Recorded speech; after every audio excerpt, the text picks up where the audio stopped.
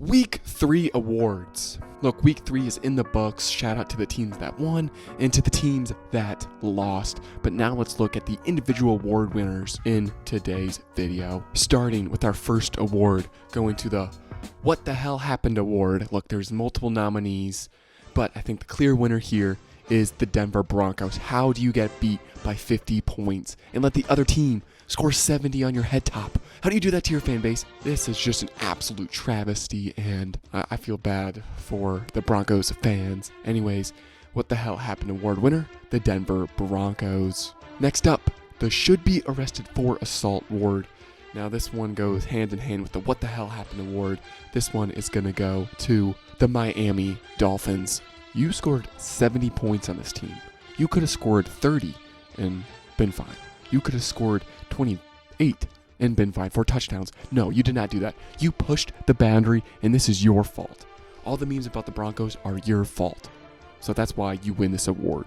That's assault number 1 of the NFL season. Next up, we're going a little basic for this one, a little bit more niche, a little bit more relaxing. We're going upset of the week, going to the Texans. This is a surprising shout out to the Texans going on the road and upsetting the Baltimore Ravens, who are very good at home. So this was quite the shocker. CJ Stroud continues to light up the field. He, right now, is the favorite, I think, for Offensive Rookie of the Year. And this Texans team is well coached. They may not have the best roster, but they can sneak out some wins like they did last week. And I'm really excited to see this team going, and no team should take this team lightly. They're the winner of upset of the week. Honorable mention is the Arizona Cardinals over the Cowboys. No one was picking them to win that game, but they were at home, so I'll go with the road team in this one. Next up, best choker. This team had a big lead and blew it all away. That goes to the Saints. Nothing out of the ordinary. Very clear week. They're the only team that really blew a lead this week, and it was just completely awful. Derek Carr goes down with the AC injury, and next thing you know, Jordan Love leads this team to a comeback at home in their home opener. They haven't lost one in like 10 years. That's what they said on the broadcast, which is absolutely crazy. This game was super frustrating because, I'm kind of an anti-Packers fan in a sense, and this was just an absolute gut punch. Jameis Winston cannot get the job done. What is up with that guy? Stealing too many crab legs.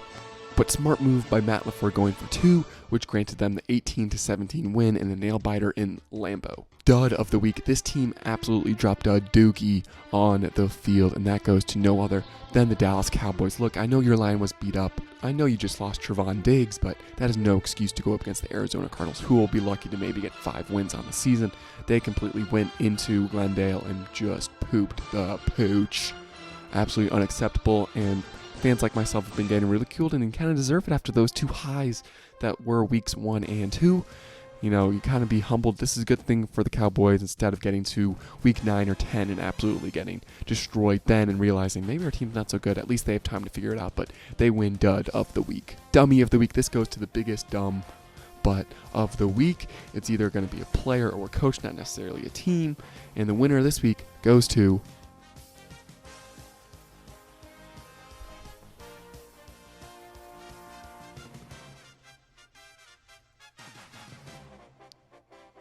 Josh McDaniels. It goes to Josh McDaniels of the Raiders. I'm pretty sure he kicked a field goal down 8 with 2 minutes left in the game to make it a 5-point deficit.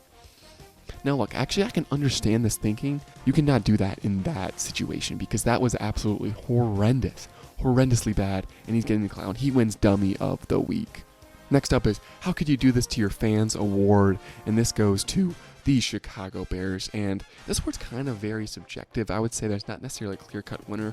It could have been the Broncos. It also could have been the Cowboys, except maybe Cowboys fans kind of deserved it. The Broncos and the Bears didn't necessarily deserve it. They got some loyal fans out there, and especially the Bears. They've been horrible for years, and to absolutely get crushed by the Kansas City in front of all the Swifties that came, oh man, all the Taylor Swift fans are now thinking, these Bears suck, and they do. But now they think that, so there's more people that think the Bears suck, which is just awful for the fan base because no one wants to think your team sucks, but the Bears unfortunately suck. Best team, this one's a little bit more of a casual award. Got to award it just because it can change every week, right? But week 3, I think it's clear the team that actually won an award earlier, again, it's the Dolphins. Absolutely destroyed the Broncos, but they've been consistent offensively, except for the Patriots game, yet they were still able to grind out a win, which shows how versatile that offense is. Real question mark is their defense, but the crazy thing is, they get Jalen Ramsey back, in like November, December. So this team's only going to get better if they stay healthy, which is obviously a big question. That's a big question with every team. Every team's going to lose at least one star player, and it really depends who the Dolphins lose. Yeah, that is kind of negative, but it's kind of true. Anyways, going to the worst team award, this team absolutely pooped the bed. And actually, the more I think about it, the more I should lean to the team that got assaulted. But I'm going to go with the Chicago Bears. I think we're going to really find out who the worst team is because Denver and Chicago play in week 3, and I cannot be more excited. That's going to be an absolute thriller.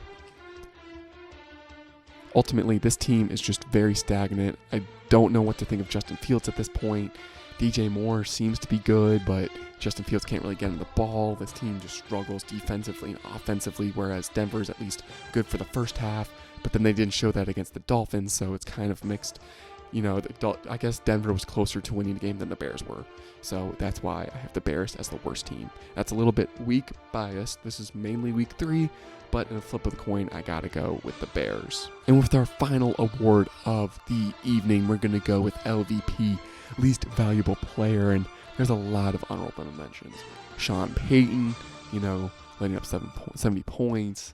Denver's defensive coordinator, that was just awful. Anybody on the Bears? There's a lot of options, but for this one, I'm going to go Sam Howell, who had a very underrated, horrible week, only completing 19 passes for 170 yards. His completion percentage was actually pretty decent at 65.5, but the real kicker is 0 touchdowns and 4 interceptions for the QBR of less than 20. This dude absolutely deserves LVP, did not lead his team to a victory, and, Washington's actually got lucky that there was 2 blowouts, Miami and Denver, and Chicago and Kansas City, because the Washington Commanders got absolutely pooped on. They got pooped on. So Sam Howell wins the first ever LVP on All Jacked Up Sports. All right, guys, what do you think of week 3 awards? Let me know what award should be for week 4. Anyways, hit that subscribe button for my game picks and also more award shows to go on. Anyways, I'll see you guys in the next one.